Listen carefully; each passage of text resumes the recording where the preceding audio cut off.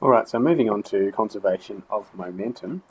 It states here that one of the most important laws of physics is the law of conservation of momentum, which states that when two or more objects interact, the total momentum after the interaction is equal to the total momentum before the interaction.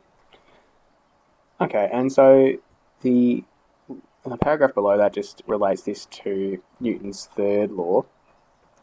But the most important line here really is the last one, and says that the two separate momentum changes cancel out, and the total momentum of the two objects does not change.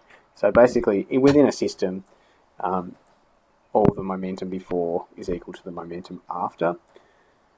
So I just wanted to add some things to the notes here. I just wanted to kind of state this in mathematical terms instead. So if we're going to say, so what these laws basically says is the sum of momentum, so P stands for momentum, before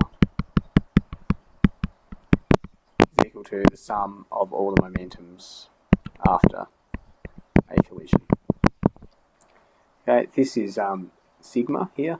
This is sigma, Greek letter, and it means sum of. So basically it means that you add up all the parts before, and they should equal to the sum of all of the parts after, so adding up all the parts after as well. We can say that the part before, or we could say, we could also call it P initial as well. Is equal to P final. Because from what we saw before, P is equal to the mass of an object times its velocity, so the initial velocity, so the sum of all of them, and the sum of all the final velocities times the mass as well. Alright, and if you want to have a look in your textbook, you can have a look at this on page 356, so it's textbook. You can see these equations here. So if we had two objects and they just collided and then separated afterwards, we had two objects, so it would be the mass of the first object times by the initial velocity of the first object, and we'd have to add that to the second object, momentum of the second object, and then we'd still have these objects, but they'd be final velocities instead. So we've had here the initial masses times their initial velocities are equal to the masses of their final velocities. And an example of this would be like a billiard ball. So if you're playing 8-ball or pool, then the two balls collide and they separate, and they'd have their own masses and velocities, and that's how we calculate their momentums. Alright, so some other cases here. So when masses stick together, or masses combine,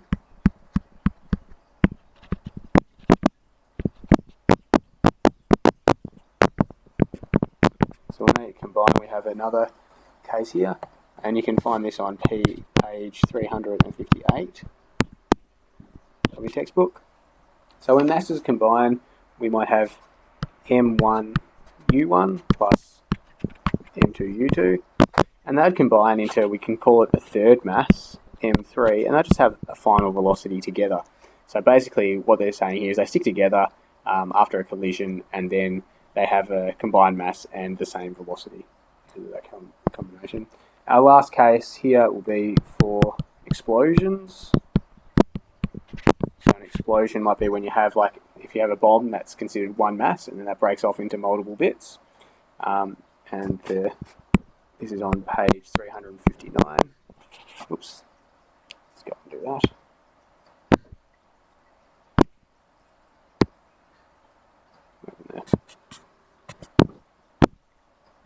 There we go.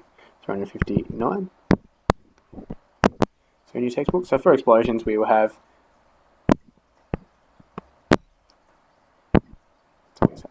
okay. So for explosions, we have a single mass and an initial velocity, and that's equal to, let's say it breaks off into two bits. would have the mass of the first bit times by its final velocity plus the mass of the next second bit times by its final velocity as well. Alright, so we'll keep them in mind and we'll go on to have a look at the examples down here. Alright, so we have conservation of momentum in one dimension. So what we have is Joe. Joe has a mass of 85 kilograms and is running towards Jim with a speed of 6 meters a second. Jim has a mass of 80 kilograms and is initially stationary. What is the combined speed of Joe and Jim if they remain locked together after the collision? So this is one of the sticking together equations. So we have two masses and they're going to stick together into one mass. So we have m1u1 plus m2u2, and they're going to equal a combined mass m3, and they're going to have the same velocity here. So we have Joe at 85 kilos, so we can put that in here, 85 kilos times by his speed of 6 meters a second, plus, well, Joe's mass is 80, but he's stationary, so it's going to be 0. The combined mass is 85 plus 80, which is 165, but I'll put that so we all know where we get that from, and that's times by our final velocity there. Alright, so when we work this out, 85 times 6 is actually equal to 510, and 85 plus 80 is 165, so this ends up being 510 over 165, and that's going to be equal to 3.09 meters per second in the direction of Joe. Alright, so Joe's running at Jim, so we're going to go in the direction of Joe at the end.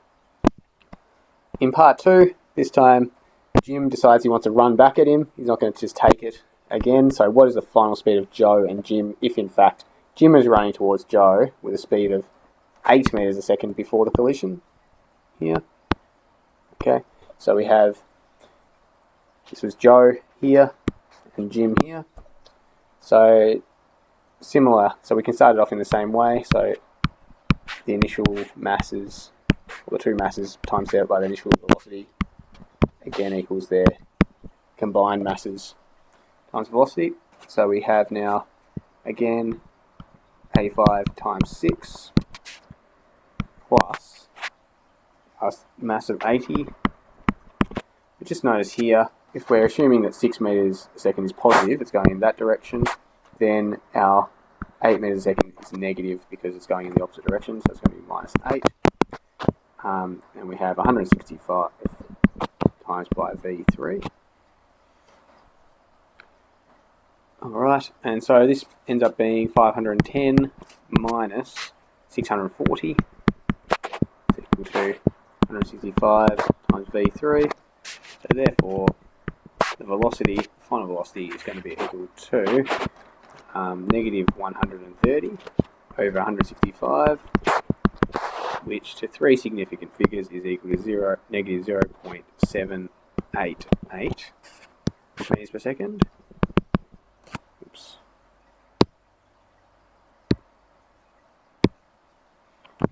Meters per second in direction of Joe.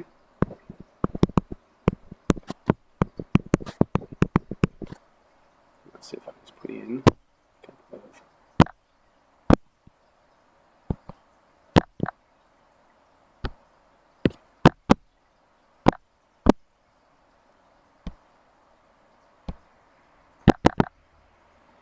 okay, in direction of Joe.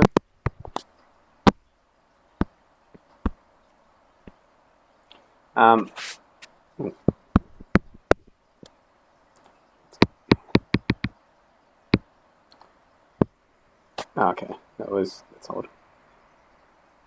Okay, that's just a bit of weird formatting there. Okay, so it's negative 0. Oh, technology, just gotta love it.